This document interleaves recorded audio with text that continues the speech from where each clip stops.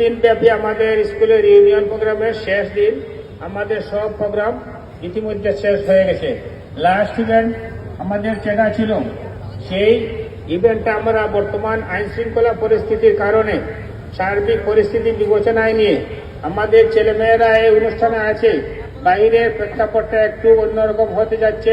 প্রশাসনের সর্বোচ্চ পর্যায়ের সেনাবাহিনী, পুলিশ সহ ইউএনও সহ আমরা দীর্ঘক্ষণ মিটিং করার পর বাইরের পরিস্থিতি বিবেচনায় নিয়ে আমরা আহ্বায়ক কমিটি জরুরি মিটিংয়ে বসছিলাম।